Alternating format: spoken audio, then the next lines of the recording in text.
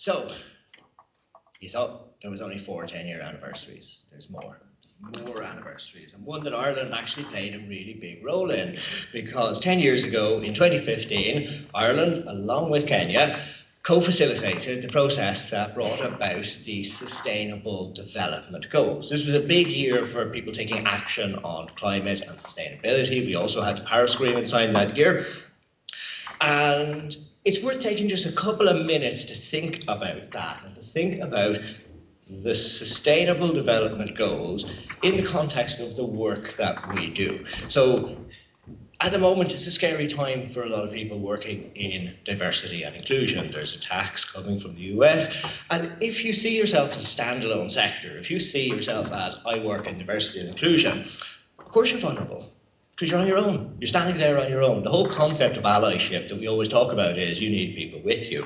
If 10 people run at one person, they're going to knock that one person over. And this is where the Sustainable Development Goals really come in when it comes to us and what we do, because we're not one single sector, we're 17. So it's not 10 people running as one person, it's 10 people running as 17.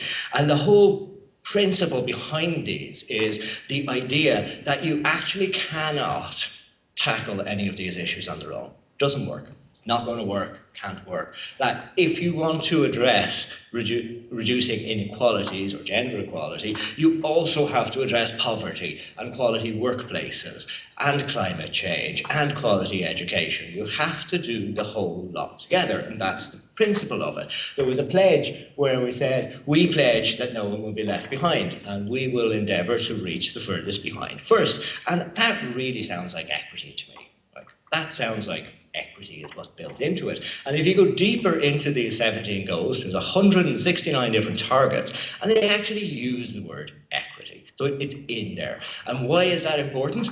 Because 193 countries, all 193 countries of the United Nations signed up to this.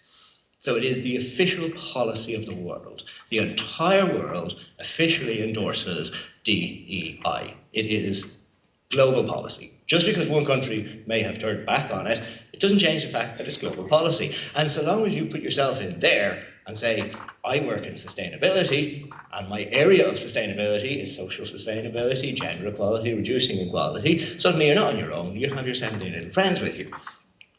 And what's interesting, again, as you look at them, if you take them apart in a different way, you'll notice most of them actually relate to social issues. Most of the Sustainable Development Goals aren't environmental, they're social, they're about people. There is another framework we can use to look at where we sit in terms of diversity and inclusion. This is the more corporate language of ESG, or environment, social governance. And every company has an ESG officer, an ESG department.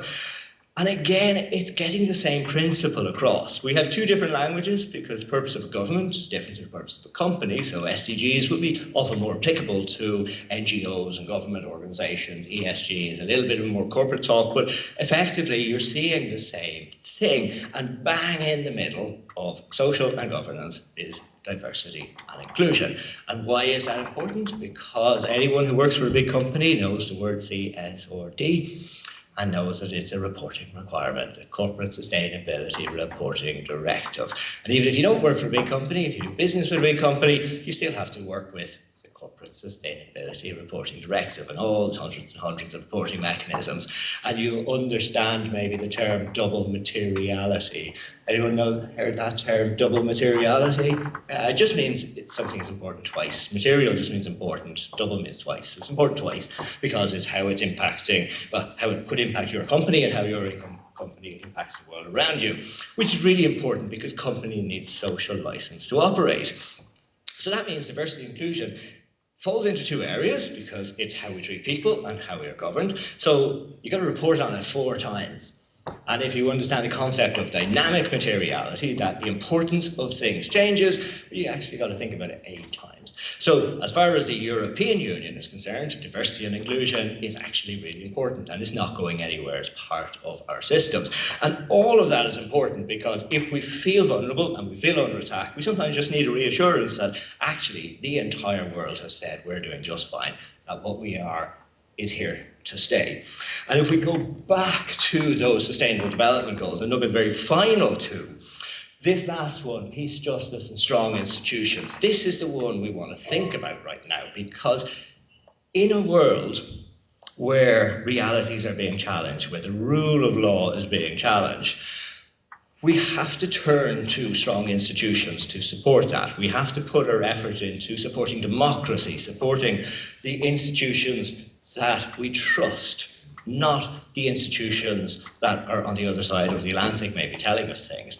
And this is where it gets really interesting, because 2 months ago,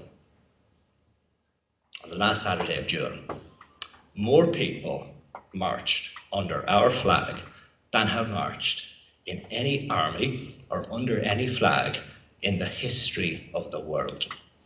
In the history of the world, more people have marched under a pride flag than any other flag. Thousands of years of history. And that actually means we are a strong institution. We get to set the realities. We decide. We don't listen to other people saying DEI is under threat. We get to make these rules ourselves. The goals we talk about partnering for are our goals. We invite you to partner with us for those goals. And this is really important that we contextualize where we are. We are here as sustainability professionals, as sustainability change makers. We're part of something huge, part of something that's not vulnerable. It's actually very, very strong.